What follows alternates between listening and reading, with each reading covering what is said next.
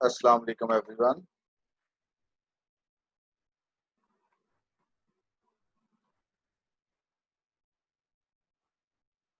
Assalamu alaikum everyone. Can you hear me clearly? मेरी आवाज सही आ रही है आप लोगों को?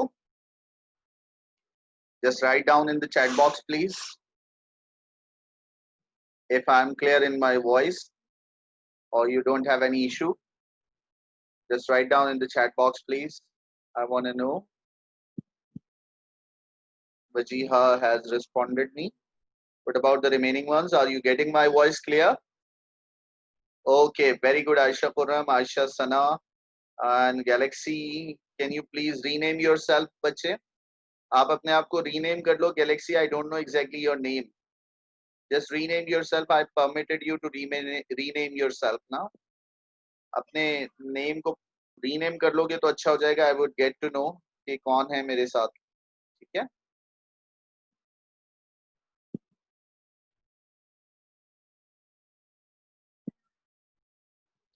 ओके जनाब, we are going to start today a topic. आज क्योंकि हम पिछले क्लास में we have discussed the whole syllabus और we have talked about different things regarding. तो आज हम जो हैं वो एक टॉपिक स्टार्ट करने जा रहे हैं. और as I've already told you, you will get 3 different books in your first year. आपके पास फर्स्ट ईयर में 3 डिफरेंट बुक्स हैं. तो आज एक बुक में हम एक बुक का पार्ट पढ़ने जा रहे हैं. We will be starting. और I want your attention everywhere, everyone. If you have some concern, you could ask me. आपके पास चैट बॉक्स मौजूद है. आप मुझसे जो भी सवाल करना चाहें वो इसमें कर सकते हैं. तो I'll be sharing my screen with you all. ठीक है. और हम एक टॉपिक स्टार्ट करेंगे. It's from poem. आज हम एक पोएम में से एक पोइट्री लेंगे और we will start learning it. तो let's I am going to share my screen with you. और आज का जो हमारा टॉपिक है उस पर बात करते हैं और वी विल सी दिस. ठीक है.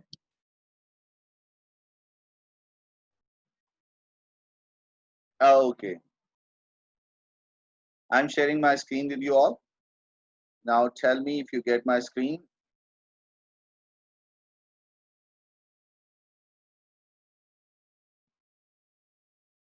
Okay, did you get my screen everyone? Just write down in the chat box. और मेरी आवाज भी बिल्कुल क्लियर है, आपको नजर भी आ रहा है.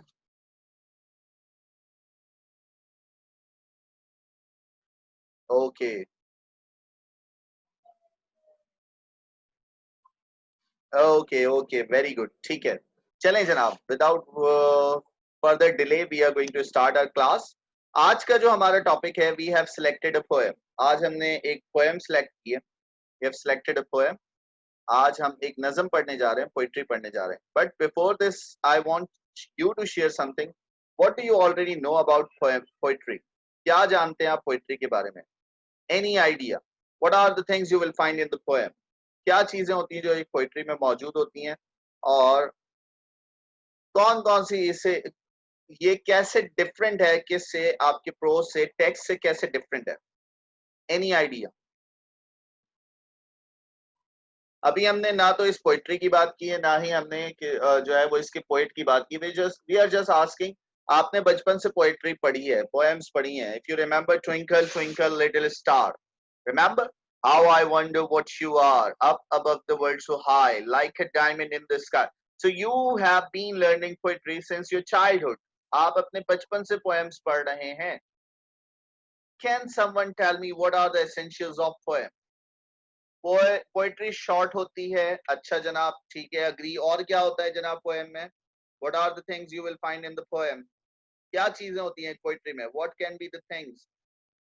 Look at this. अगर आप इस स्टैंजा को ही देखें तो there are lot of things to do. इसमें स्टोरी होती है. अच्छा चलें जनाब, मान लेते हैं स्टोरी होती है, कोड वर्ड्स में होती है. अच्छा, and Galaxy can you please change your name, वरना मुझे तुम्हें क्लास से बाहर करना पड़ेगा. Will you please change your name? Varisha, theme होती है. Very good. Okay, what about other things? और क्या क्या होता है एक पोएम में? वैसे I usually teach in metric class as well. I teach each and everything. Rhyming words होते हैं. Very good निशा. और क्या होता है? What else? जल्दी जल्दी बताइए. आमना रीनेम कर लो ना आमना. Galaxy C Pro रीनेम कर लो अपने आप को. कितना प्यारा नाम है आमना. यहाँ अच्छा लगेगा तुम्हारा नाम. Galaxy CS में. Okay, very good. So what I was asking you. चलें, let's make a list. I'm gonna make a list here. What are the things you will find? ठीक है, क्या क्या चीजें होती हैं जो आपको एक पोइट्री में मिल सकती हैं?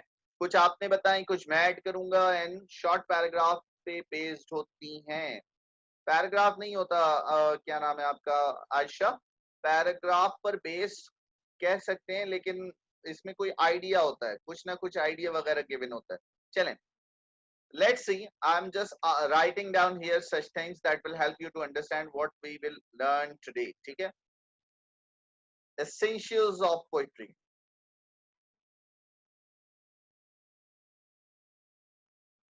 Essentials of poem. ठीक है? Essentials of poem क्या होते हैं?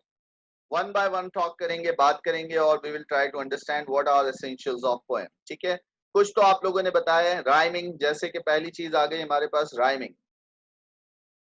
ठीक है जनाब. दूसरी चीज क्या आई थी हमारे पास? Central idea. Okay, central idea. What else? और क्या होता है जनाब? What would be the next thing? Theme, THEME, theme. Okay. And और क्या होता है theme के बाद? Number 4. Stanza. Number 4, stanza. Number 5, line form.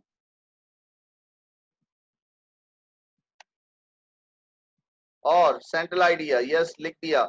Number 6, और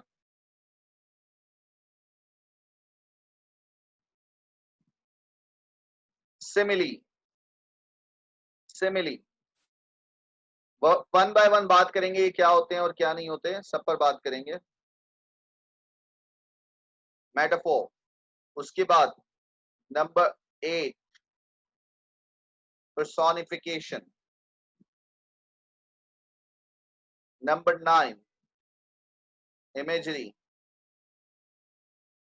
Number 10, alliteration. Yes. Number 11, summary. Number 12, paraphrasing. Paraphrasing. Yes, reference to the context. These are the things whenever you read a poem. जब कभी भी आप कोई poetry पढ़ते हैं तो उनमें ये तमाम चीजें हो सकती हैं. नॉट नेसेसरली कि सभी एक ही पोइट्री में होगी. कुछ पोएम्स में एलिट्रेशन दी जाती हैं, कुछ में पैराफ्रेजिंग होती है, कुछ में इमेजरी, पर्सोनिफिकेशन, मेटाफर, सिमिली, और कुछ पोएम्स जो हैं वो लाइन फॉर्म होती हैं, कुछ स्टैंजा फॉर्म होती हैं. सेंट्रल आइडिया होता है पोइट्री का, राइमिंग स्कीम होती है, और one more thing, structured.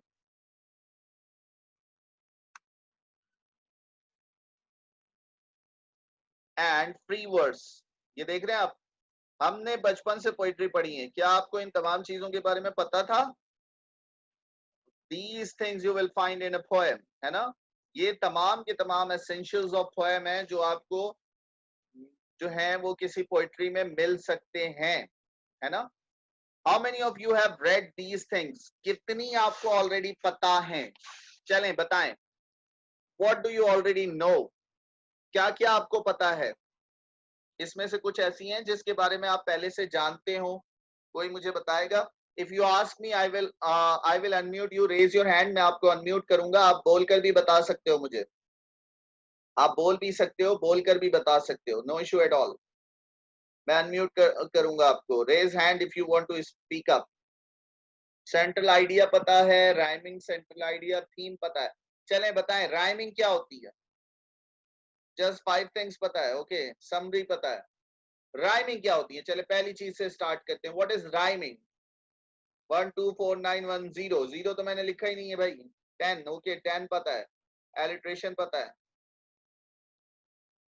12 paraphrasing पता है, 4 या 1 2 4 9। ओके चलें जनाब, पहले बताइए राइमिंग क्या होती है। क्या आपको यहां कहीं कोई राइमिंग नजर आ रही है? Have you found out any of the rhyming here?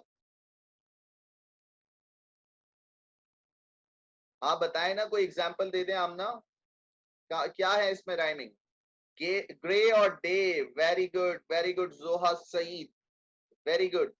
Wild और चाइल्ड, ये राइमिंग है, वेरी गुड, ग्रेट।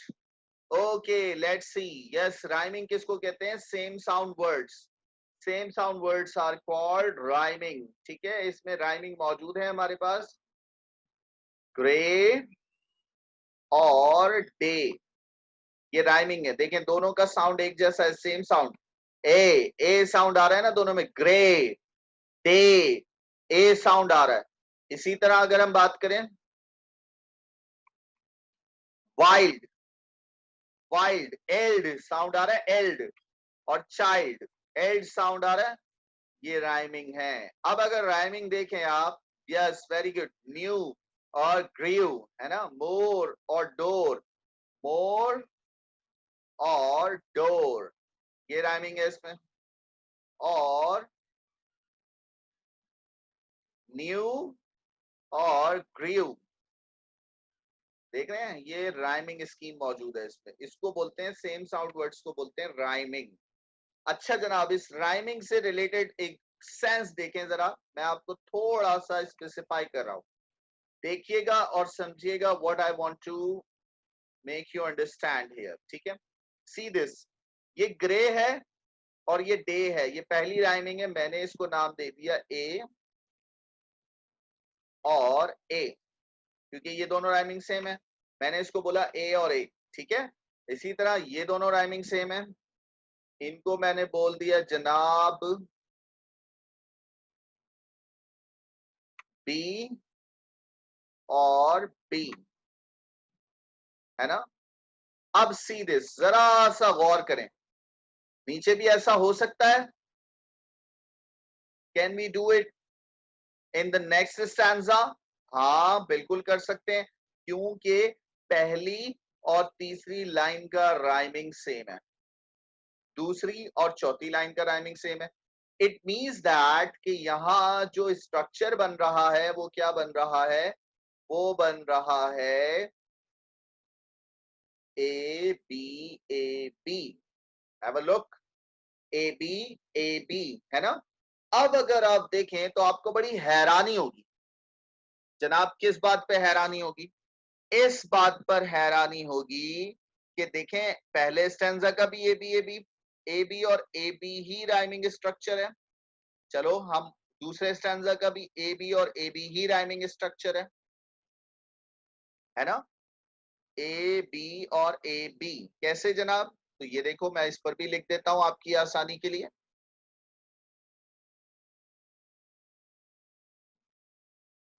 ए और ए दोनों की राइमिंग सेम है, पहले और तीसरी लाइन का राइमिंग सेम है, ए नाम दे दिया।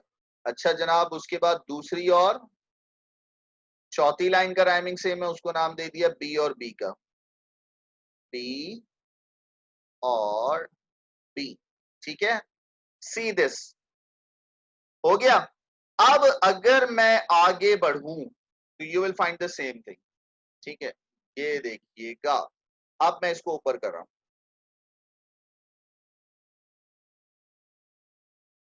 सी दिस, अब मैं अगले वाले पार्ट पे जा रहा हूं। देखें प्ले और ग्रे सेम राइमिंग बन रहा है, ग्रीन और सीन सेम राइमिंग बन रहा है, ए बी, नाइट और लाइट, गो और स्नो सेम राइमिंग आ रहा है,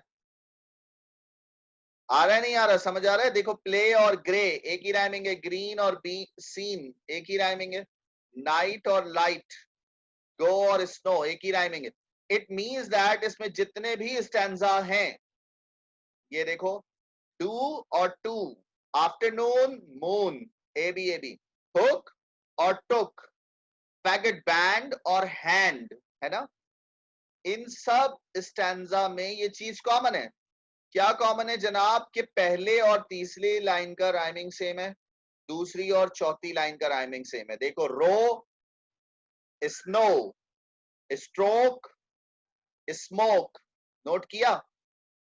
वाओ, इट मींस दैट कि इसमें जो राइमिंग स्कीम है, तमाम के तमाम स्टैंजा में राइमिंग स्कीम एक ही है, और वो क्या है? ए बी और ए बी। ये भी देख लो, बैंक और प्लैंक, वन और नन, डे और ग्रे, चाइल्ड और वाइल्ड। देखा, इट मींस दैट इन सब की राइमिंग स्कीम एक ही है।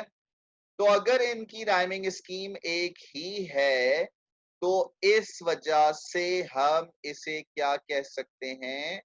हम इसे स्ट्रक्चर्ड कहेंगे। क्या कहेंगे? स्ट्रक्चर्ड। ठीक है, इसको हमने क्या कहना है? स्ट्रक्चर्ड। स्ट्रक्चर्ड एक ऐसी पोएट्री को कहा जाता है जिसमें एक खास स्पेसिफिक राइमिंग स्कीम मौजूद हो। और ये खास स्पेसिफिक राइमिंग स्कीम कौन सी है? तो लुक एट दिस, ये वो स्पेसिफिक राइमिंग स्कीम है जो तमाम स्टैंजा में आ रही है। इस बिना पर इस तरह की पोएम को जिसमें खास किस्म की राइमिंग स्कीम मौजूद हो, नॉट नेसेसरली के ए बी हो, ए और बी भी हो सकती है, ए बी सी डी भी हो सकती है, जो भी हो भले से, लेकिन तमाम स्टैंजा में सेम होगी, तमाम स्टैंजाज में सेम होगी। जैसे इसमें देखा आपने, हमने इतने सारे स्टैंजाज चेक किए, सब में ये स्कीम एक जैसी थी। इस बिना पर हम इस तरह की पोएम को कहते हैं स्ट्रक्चर्ड। क्या कहते हैं? स्ट्रक्चर्ड। क्या कहेंगे? तो अगर इसकी डेफिनेशन लिखना चाहे व्हाट इज स्ट्रक्चर्ड, तो आप कह सकते हैं स्ट्रक्चर्ड एक ऐसी पोएम को कहा जाता है जिसमें एक खास किस्म की राइमिंग स्कीम पाई जाए। और इसकी एक खास किस्म की राइमिंग स्कीम क्या है? ए बी और ए बी। तो अभी हमने कितनी चीजें सीखी? राइमिंग और स्ट्रक्चर्ड। क्लियर हुआ? दो चीजें हो गई। राइमिंग कहते हैं किसको? सेम साउंड वर्ड्स को। स्ट्रक्चर्ड कहते हैं एक खास किस्म का स्ट्रक्चर, राइमिंग स्ट्रक्चर अगर फॉलो हो रहा हो, लाइक दिस, ए बी, या फिर क्या हो सकता है? या हो सकता है ए बी, ये भी हो सकता है अगर चार लाइंस की पोएम है, या ए बी सी बी, एबेकट भी बोलते हैं इसको, इस तरह भी हो सकता है अगर 8 लाइंस की पोएम है। अगर 8 लाइन की पोएम है, 8 लाइन का स्टैंजा है, तो उसमें ये वाला स्ट्रक्चर भी आ सकता है।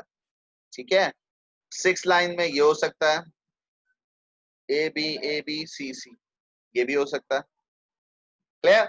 लेकिन एक खास किस्म की स्पेसिफिक राइमिंग स्कीम मौजूद होगी। अगर एक खास किस्म की स्पेसिफिक राइमिंग स्कीम मौजूद है, तो हमने उसे क्या कहना है? हमने उसे राइमिंग स्कीम कहनी है। ठीक है, और उस बुनियाद पर हम उसे क्या कहेंगे? स्ट्रक्चर्ड कहेंगे। यहां तक कोई कंफ्यूजन, कोई सवाल अगर कोई करना चाहे इस पॉइंट पर, जितनी बातें मैंने अभी समझाई, अभी मैंने सिर्फ दो चीजें समझाई हैं, स्ट्रक्चर्ड और राइमिंग स्कीम। अब देखो, सुनो, twinkle twinkle little star, how I wonder what you are, up above the world so high, like a diamond in the sky। इसमें जरा राइमिंग स्कीम बताओ मुझे जल्दी से, क्विकली। बचपन में पढ़ी थी, अब बचपन में पढ़े हो, जल्दी से बताओ राइमिंग स्कीम क्या है इसमें? Twinkle twinkle little star, how I wonder what you are. जल्दी से बताओ। Very good. Twinkle twinkle little star, how I wonder what you are. Star और are, up above the world so high, like a diamond in the sky। ठीक है ना? तो इसमें very good, very good everyone. देखा आपने, ए और B structure आ रहा है, यानी इसकी पहली दो लाइन का राइमिंग सेम है और बाकी दो लाइन का राइमिंग सेम है। इसका मतलब बचपन से हमने पोइट्री पढ़ी है। वेरी गुड मुस्कान, आधी क्लास गुजर गई और आपको राइमिंग स्ट्रक्चर दोबारा बता दूं? वाह ग्रेट। क्या नहीं समझ आया मुस्कान? जरा रिपीट कीजिएगा मुझे। राइमिंग स्ट्रक्चर में ये कह रहा हूं कि अगर जो सेम साउंड वर्ड्स हैं वो एक खास किस्म के पैटर्न पर किसी स्टैंजा में आ रहे हैं, तो उसे हम राइमिंग स्ट्रक्चर कहते हैं। और वो ये हो सकता है जैसे पहला और तीसरी लाइन का राइमिंग सेम है, तो हमने इसे ए और ए का नाम दिया। दूसरी और चौथी लाइन का राइमिंग सेम है, तो उसे बी और बी का नाम दिया। तो ये क्या बना, ए बी और ए बी। ठीक है जनाब, यहां तक कोई कंफ्यूजन? ओके ठीक है, अभी दो चीजें मैंने एक्सप्लेन की हैं आपको, ठीक है। नहीं अभी तक मैंने कोई काम नहीं करवाया सनिया, सिर्फ हमने वो डिस्कस किया, सिलेबस डिस्कस किया था पिछली क्लास में, ठीक है। आज से हमारा काम स्टार्ट होगा, तो ये सारी चीजें आपने याद रखनी है, जो भी चीजें अभी समझा रहा हूँ, क्योंकि कल की क्लास मैं कल भी क्लास लूंगा होपफुली आपकी इंशाल्लाह, जो आपकी मंडे की मिस हुई है। तो आपने ना ये चीजें पहले रिकॉल करनी है और अपनी क्लास में मुझे बतानी है कि सर ये हमने पढ़ा था, ये राइमिंग ये होता है, स्ट्रक्चर्ड ये होता है, तमाम चीजें वन बाय वन, ठीक है। अच्छा, अब एक और चीज देखो, यहां देखो ये कितनी लाइंस हैं, हम इनको काउंट कर लेते हैं। 1 2 3 4 लाइंस हैं। इन 4 लाइंस के बाद गैप आ रहा है, ये गैप आ रहा है, उसके बाद अगेन 4 लाइंस स्टार्ट हो रही हैं, है ना। ये जो 4 लाइंस हैं यहां से लेकर यहां तक, ये एक स्टैंजा फॉर्म कर रही हैं। ये क्या फॉर्म कर रही हैं, एक स्टैंजा, जिसको उर्दू में बोलते हो आप लोग बंद। बंद की तशरीह करें, पढ़ा था ना मैट्रिक क्लास में, बंद की तशरीह करें। तो इंग्लिश में इसको बोलते हैं स्टैंजा। ये एक स्टैंजा है, ये 4 लाइंस का एक स्टैंजा है, ठीक है। अच्छा, जरूरी नहीं जनाब कि 4 लाइन का ही हो, 6 लाइन का भी हो सकता है, 8 लाइंस का भी हो सकता है, 5 लाइंस का भी हो सकता है स्टैंजा, ठीक है। लेकिन पता कैसे चलेगा स्टैंजा है, उसके बाद गैप होगा, उन लाइंस के बाद गैप होगा। अगर आप यहाँ देखो तो यहाँ भी क्या है, अब लेट्स सी, मैं इसको मूव करवाता हूँ, सी दिस, ये दूसरा स्टैंजा हो गया, 4 लाइन है। फिर ये तीसरा स्टैंजा हो गया, 5 लाइन है ना, 4 लाइंस का स्टैंजा। तो ये स्टैंजाज हैं। तो ये जो पोइट्री है ना, ये स्टैंजा फॉर्म है। कौन सी फॉर्म है, स्टैंजा फॉर्म। अच्छा, कुछ पोएम्स ऐसी होती हैं, यस यस, 2 लाइंस का भी हो सकता है स्टैंजा, उसको भी बोलेंगे, 4 लाइन का हो, 2 लाइन का हो, ठीक है, 10 लाइन का हो, 8 लाइन का हो, सब स्टैंजा कहलाएंगे। 1 लाइन का स्टैंजा नहीं होता, ठीक है। तो सेंस ये है, 2 लाइन का भी स्टैंजा कहलाएगा। यस, पोएम में 2 लाइंस का भी स्टैंजा कहलाएगा। अच्छा, 2 लाइंस हो, 3 लाइंस हो, 4 लाइंस हो, ये स्टैंजा कहलाते हैं। लेकिन अगर 6 लाइंस का हो, स्टैंजा कितनी लाइन का हो, 6 लाइंस का अगर स्टैंजा हो, तो उसको हम कहते हैं सस्टेट।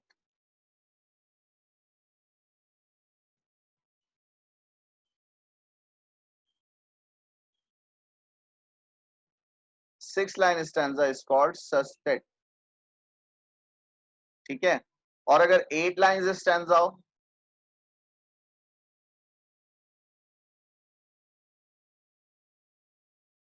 तो वो कहलाता है ऑक्टेव, ठीक है जनाब। अगर 8 लाइंस का स्टैंजा है तो ऑक्टेव कहलाता है, 6 लाइंस का हो स्टैंजा तो सस्टेट कहलाता है। बाकी सब 2 लाइन का हो, 3 लाइन का हो, 4 लाइन का हो, तो हम उसे स्टैंजा ही कॉल करेंगे। इज दैट क्लियर, यहां तक समझ आई? तो ये जो पोइट्री है, ये कौन सी टाइप की पोएम है, ये स्टैंजा फॉर्म है। कौन सी फॉर्म है, स्टैंजा फॉर्म है, stanza form, stanza form number 4, stanza form. अच्छा, यस आमना, बोलो क्या कहना चाह रहे हो? शैल आई अनम्यूट यू, या टाइप करोगी इधर? अब अगर लाइंस के दरमियान में गैप ना हो, ये मिसाल के तौर पर एक साथ सारी की सारी लाइंस लिखी हुई होती, तो ऐसे पोएम को हम कहते हैं लाइन फॉर्म। क्या कहते हैं, लाइन फॉर्म। ऐसी पोइट्री को हम कहते हैं लाइन फॉर्म, जिसमें कोई गैप नहीं होता। मिसाल के तौर पर ये 4 लाइनें खत्म हुई, उसके बाद फौरन यहीं से स्टार्ट हो जाता है, ये गैप नहीं होता लाइन में, ये लाइंस में गैप नहीं होता। तो हम उस तरह की पोएट्री को कहते हैं लाइन फॉर्म। अभी हमारे पास जो पोएम है वो स्टैंजा फॉर्म है। अब लेट्स सी, मैं आपको कुछ लाइन फॉर्म पोएम्स दिखा देता हूँ। वेट,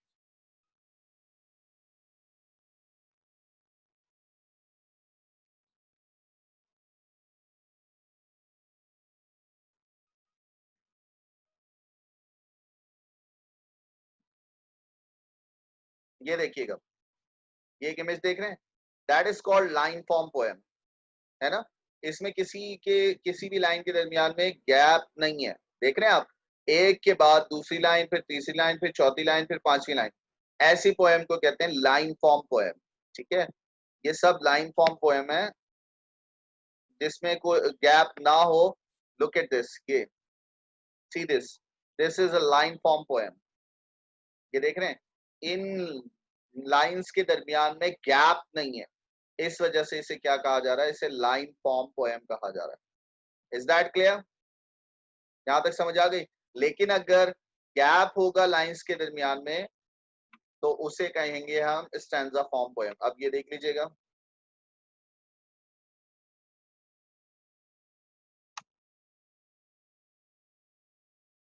ये देखिएगा, ये स्टैंजा फॉर्म है। इसमें लाइंस के दरमियान में गैप आ रहा है। ये 3 लाइन का स्टैंजा है। देख रहे हैं, ये 3 लाइन का स्टैंजा है। एक स्टैंजा 3 लाइन का है।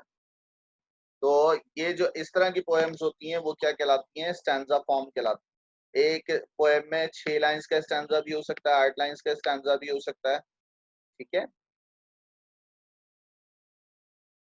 ये देखिएगा यहाँ, इसमें 3 स्टैंजाज हैं, 4 लाइंस हैं, हर स्टैंजा 4 स्टैंजाज हैं। एक स्टैंजा, दूसरा स्टैंजा, तीसरा स्टैंजा, चौथा स्टैंजा, 4 स्टैंजाज की पोएम पोएम है ये।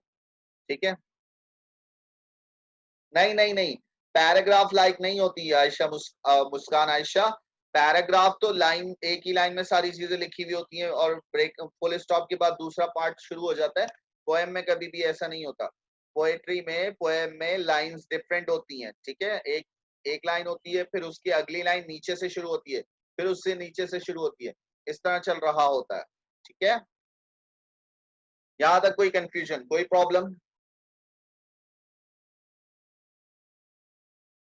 अब मिसाल के तौर पर देखिए, मिसाल के तौर पर अभी हमने बात की कि इसमें क्या है, इसमें ना एक खास किस्म का इस खास किस्म की राइमिंग मौजूद है। ये बात की हमने, है ना। अभी हमने क्या कहा, इसमें खास किस्म की राइमिंग मौजूद है। वो राइमिंग क्या है, ए बी और ए बी। हमने यही कहा ना, एक खास किस्म की राइमिंग मौजूद है, इस वजह से इसको क्या बोला हमने, स्ट्रक्चर्ड। क्या बोला, स्ट्रक्चर्ड। क्यों बोला स्ट्रक्चर्ड, इसलिए कि इसमें खास किस्म की राइमिंग स्कीम मौजूद है। वो खास किस्म की राइमिंग स्कीम क्या है, ए बी और ए बी, या फिर ए ए बी बी भी हो सकती है, ए बी सी डी भी हो सकती है, ए बी सी भी हो सकती है ना। अगर मिसाल के तौर पर ऐसी कोई राइमिंग स्कीम मौजूद ना हो, ऐसी कोई राइमिंग स्कीम मौजूद ना हो, अगर पोएम में राइमिंग स्कीम मौजूद ना हो, तो ऐसी पोएम को हम कहते हैं, ऐसी पोइट्री कहलाती है फ्री वर्स। क्या कहलाती है, फ्री वर्स। क्या कहलाती है, फ्री वर्स। फ्री वर्स एक ऐसी पोएम को बोलते हैं जिसमें कोई राइमिंग स्कीम मौजूद नहीं होती।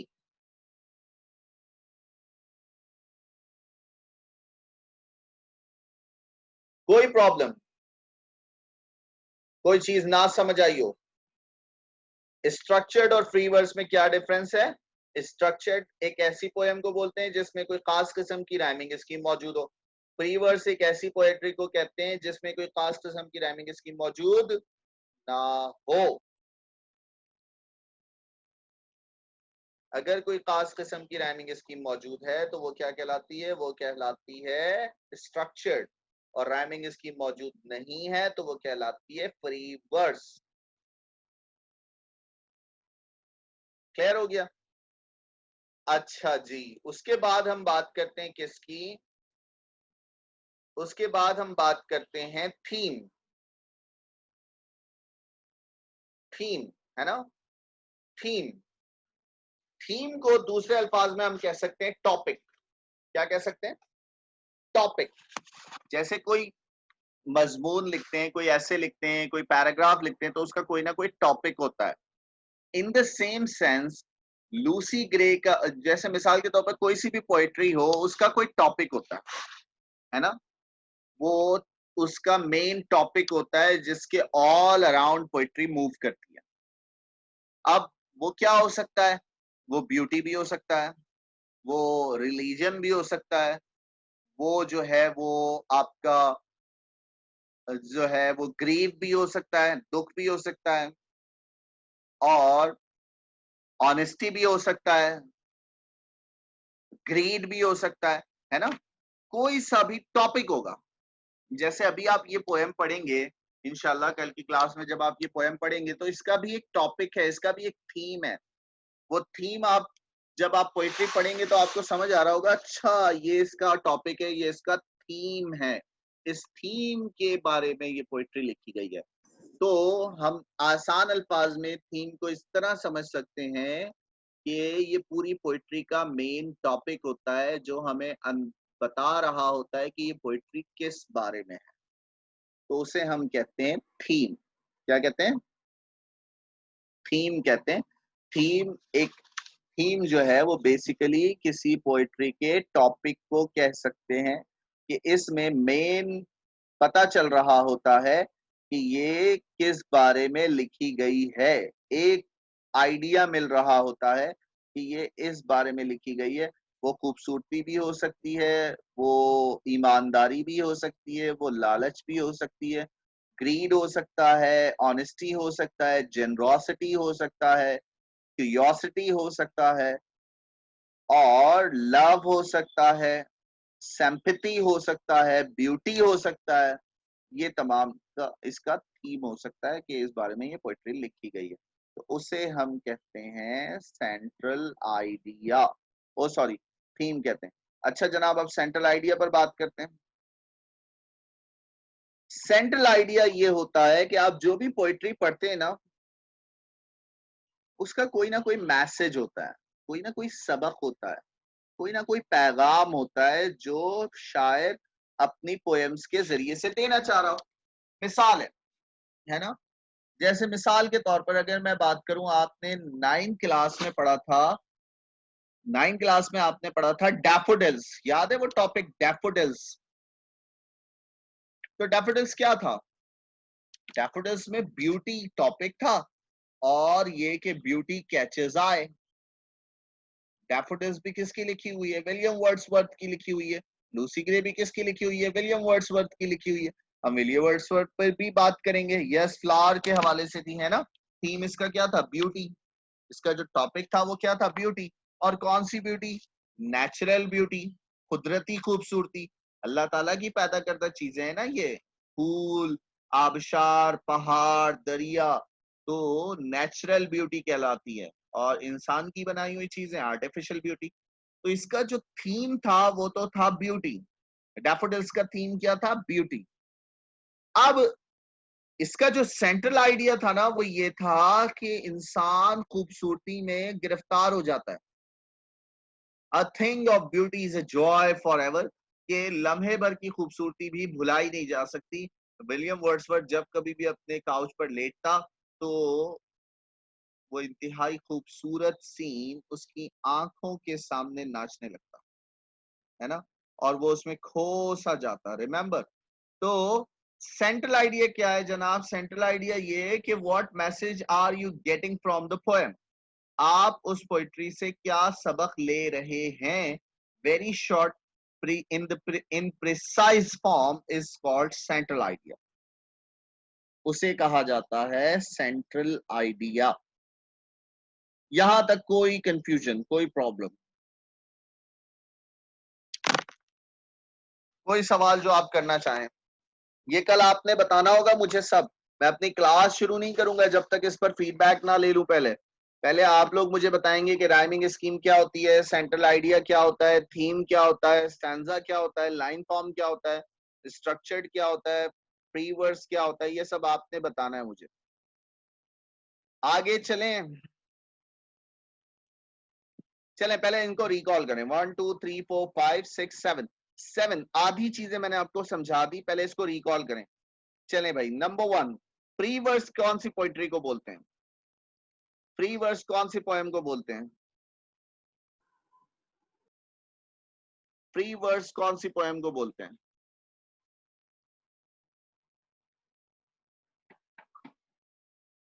प्री वर्स कौन सी पोएम को बोलते हैं?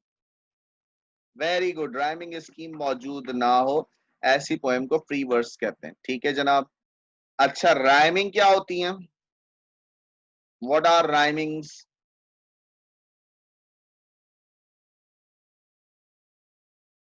Same sound words. मिसाल के तौर पर, for example, very good, example दें, सेम साउंड कैसे देंगे? वेट और सेट, वेरी गुड। वाइल्ड और चाइल्ड, वेरी गुड। और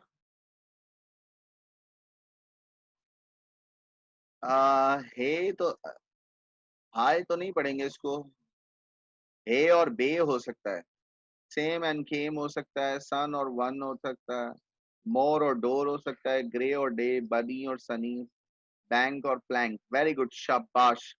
अच्छा जी, स्टैंजा क्या होता है? What is stanza? लव और डव, वेरी गुड। बिहाइंड और वाइंड,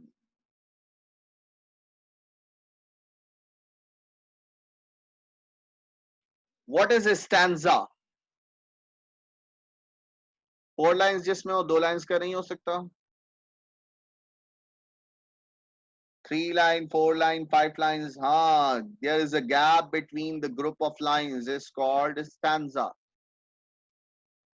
हाँ, very good, very good. Group जिसमें 1 लाइन गैप हो, वेरी गुड, है ना? ग्रुप ऑफ लाइंस के दरमियान में गैप हो, 1 लाइन 2 लाइन का गैप हो, उसे हम स्टैंजा बोलते हैं।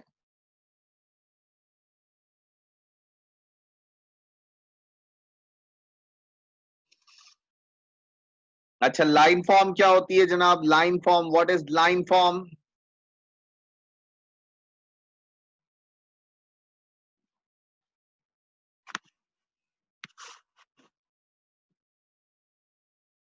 वेरी गुड, जिसमें स्टैंजा ना हो, जिसमें पोएम में गैप नहीं होता, no gap in stanza. Yes, very good. उसे क्या कहा जाता है? उसे लाइन फॉर्म कहा जाता है।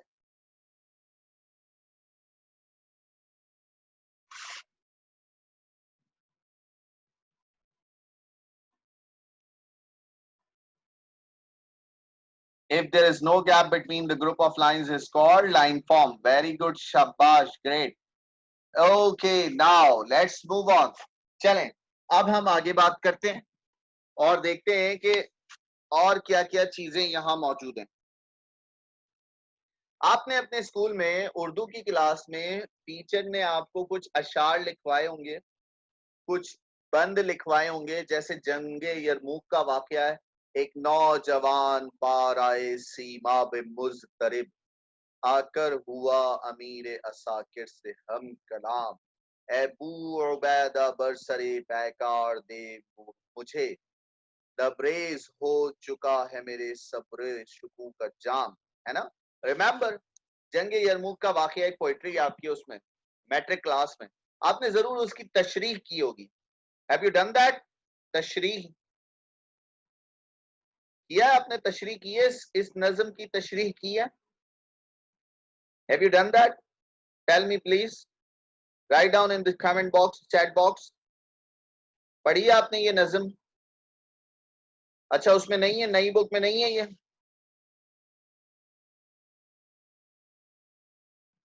Okay okay okay, so let's see. वो जो नज्म बंद तो होंगे, ओके, उसमें बंद की तशरीह करते होंगे आप लोग, है ना? जैसे मिसाल के तौर पर उर्दू में ये बंद दिया हुआ है और आप इसकी तशरीह करते हैं, इंग्लिश में भी ऐसे ही होता है। ठीक है, इंग्लिश में ये बंद दिया हुआ है आपको, और जब आप इसको तशरीह करते हैं, आप इसको एक्सप्लेन करते हैं अपने अल्फाज में, पैराग्राफिक फॉर्म में, तो वो तशरीह बन जाती है। उस तशरीह को हम कहते हैं पैराफ्रेजिंग। क्या कहते हैं? पैराफ्रेजिंग। क्या कहते हैं जनाब? पैराफ्रेजिंग। अगर आप किसी पोइट्री के बंद की, स्टैंजा की तशरीह कर रहे हैं, उसको अपने अल्फाज में एक्सप्लेन कर रहे हैं, पैराग्राफिक फॉर्म में एक्सप्लेन कर रहे हैं, तो उसे हम कहते हैं पैराफ्रेजिंग। मैं दोबारा रिपीट कर देता हूं, अगर आप किसी स्टैंजा की एक्सप्लेनेशन कर रहे हैं इंग्लिश में पैराग्राफिक फॉर्म में, पैराग्राफ जैसे लिखते हैं ना, वैसे एक पैराग्राफ बनाकर लिख रहे हैं उसकी एक्सप्लेनेशन को, ऐसी एक्सप्लेनेशन क्या कहलाती है? पैराफ्रेजिंग कहलाती है, जिसको उर्दू में कहते हैं तशरीह करना। पैराफ्रेजिंग, तशरीह करना। यहां तक कोई कंफ्यूजन? आप समझ आया? आमना, डिड यू गेट इट? कि जब हम किसी स्टैंजा को पैराग्राफ की फॉर्म में एक्सप्लेन करें तो उसे कहा जाता है पैराफ्रेजिंग, तशरीह करना। कोई कंफ्यूजन, प्रॉब्लम? ओके निस्ता, ठीक है जनाब Muskan Kinza, no issue at all, यहां तक कोई मसला नहीं है किसी को भी, है ना? If I am not wrong. Okay now, paraphrasing, किसी भी स्टैंजा की एक्सप्लेनेशन को जो पैराग्राफ की फॉर्म में हो उसे पैराफ्रेजिंग कहते हैं, ठीक है? समरी, समरी आपने उर्दू में पढ़ा था खुलासा, समरी, है ना? समरी चैप्टर की भी हो सकती है, समरी पोएम की भी हो सकती है। पोएम की भी समरी लिखी जाती है, चैप्टर की भी समरी लिखी जाती है। उस समरी में हम पोएम में बयान किए जाने वाले मेन पॉइंट्स पैराफ्रेज करके बयान कर देते हैं, है ना? जो भी अहम चीजें हैं किसी पोएट्री में, अगर उसको पैराग्राफिक मैनर में एक्सप्लेन किया जाए, पूरी पोएम को देखें, पैराफ्रेजिंग में और समरी में डिफरेंस क्या है? पैराफ्रेजिंग सिर्फ एक स्टैंजा को फोकस कर रहा है। मिसाल के तौर पर ये स्टैंजा है, ये एक स्टैंजा इसको फोकस कर रहा है ना? तो यस, पूरी पोएम को शॉर्ट करके लिखते हैं तो समरी में, यस, लेकिन ऐसे लिखते हैं कि कोई इंपॉर्टेंट बात मिस ना हो और जो जरूरी बातें वो उसमें कंक्लूड ना हो। ऐसे पोएट्री को, ऐसे एक्सप्लेनेशन को हम कहते हैं समरी, ठीक है? क्या कहते हैं? समरी कहते हैं। यानी पूरी पोइट्री में जो बात बयान की गई है, देखिएगा, मैं आपको एक छोटा सा टास्क भी दूंगा कि ये जो लूसी ग्रे आप जो पोइट्री पढ़ेंगे, जो मैं आपको एक्सप्लेन करूंगा सारी की सारी, तो आपने इसको एक समरी फॉर्म में लिखना है। आपने इसकी समरी लिखनी होगी। You have to write down the summary of this poem. आपने इसकी एक समरी ड्राफ्ट करनी होगी, आपने इसकी एक समरी लिखनी होगी। हाँ, इंपॉर्टेंट चीजों को कंक्लूजन, यस एब्सोल्युटली आमना। तो इंपॉर्टेंट चीजों को कंक्लूड करके आप एक पैराग्राफ में फॉर्म कर रहे हैं पूरी पोएट्री में से ली गई इंपॉर्टेंट चीजें, तो वो कहलाती है समरी, जिसको उर्दू में कहते हैं खुलासा। Anything you want to ask me right now relating the things we have explained you, जो चीजें मैंने अभी एक्सप्लेन की है उसमें कोई प्रॉब्लम? अब लेट्स सी, अब हम बात कर रहे हैं एलिट्रेशन की। किसकी बात कर रहे हैं?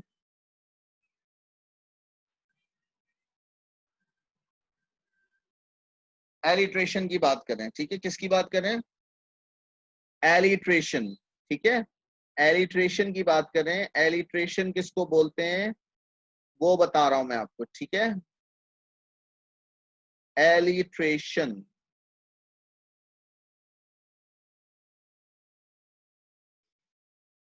Okay, can someone tell me what is alliteration? आप में से किसी को पता है एलिट्रेशन?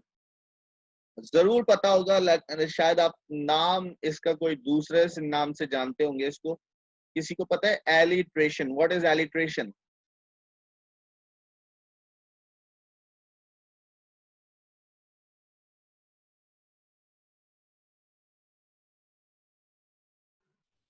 अब आवाज आ रही है मेरी? Did you get? आपको आवाज आ रही है मेरी? Did you get this? आवाज आ रही है अब? Okay okay, I am sharing my screen with you.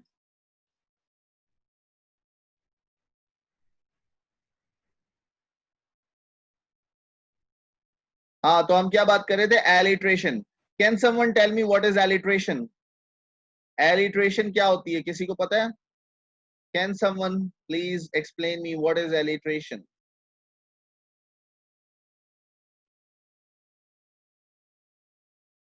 No one knows? अच्छा, कभी प्रैक्टिस की है? कच्चा पापड़ पक्का पापड़, कच्चा पापड़ पक्का पापड़। समझ समझ के समझ को समझो, समझ के भी ना समझ सको तो ना समझो। इसमें क्या चीज बार बार रिपीट हो रही है? समझ समझ के समझ को समझो, समझ के भी ना समझ सको तो ना समझो। What is? यस, स साउंड बार बार रिपीट हो रहा है ना? देखो कितनी बार रिपीट हुआ है। समझ समझ के समझ को समझो, 4 बार। समझ समझ के समझ को समझो, समझ के भी ना समझ सको तो ना समझो, है ना? Repetition of the same. Wow, great Ayesha Sana. Yes, repetition of the same sound in a single line is called alliteration. इसको टंग ट्विस्टर भी बोलते हैं। क्या कहते हैं? टंग ट्विस्टर भी कहते हैं। कि एक ही साउंड बार बार क्या हो रहा होता है? बार बार रिपीट हो रहा होता है। एक ही साउंड बार बार रिपीट हो रहा होता है। जब repetition of the same sound हो सिंगल लाइन में, तो उसे हम कहते हैं एलिट्रेशन। मैं आपको कुछ एलिट्रेशन दिखा रहा हूं। Look at this, I will tell you कुछ एलिट्रेशन। मैं आपको यहां से उसकी इमेजेस दिखा रहा हूं, ठीक है? ये भी पोएट्री में मौजूद होता है।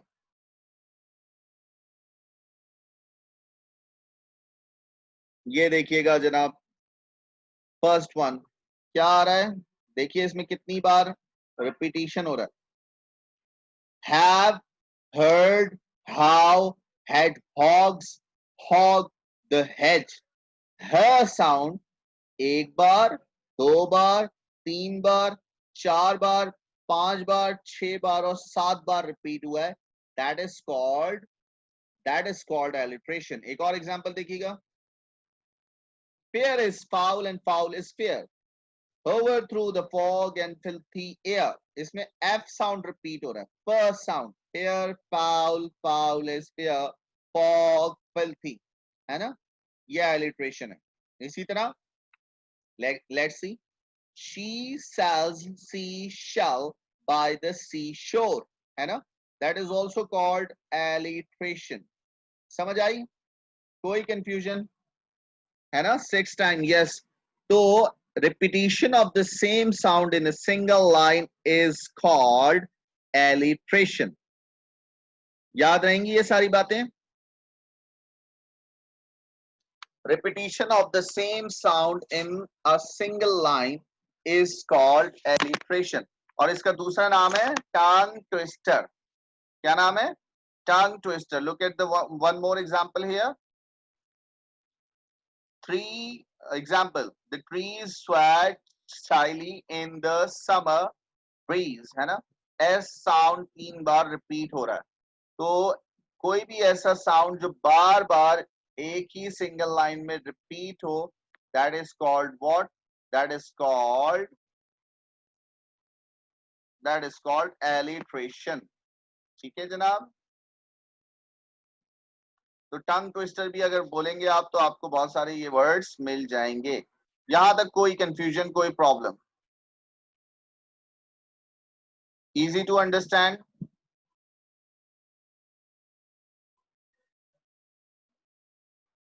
No issue? तो हमारे पास क्या क्या आ गया? चलें जरा लिस्ट रिकॉल करें, क्विकली रिकॉल करें। नंबर वन, नंबर वन क्या चीज है आज हमने कवर की है? जल्दी जल्दी क्विकली रिकॉल। नंबर वन क्या था? आप बताएं। Rhyming. Number two, number two दूसरा और क्या था? बताते जाएं जल्दी जल्दी। राइमिंग था, उसके बाद सेंट्रल आइडिया था, उसके बाद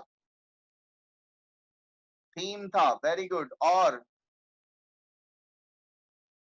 स्ट्रक्चर था, स्टैंजा था, प्री वर्स था, लाइन फॉर्म था,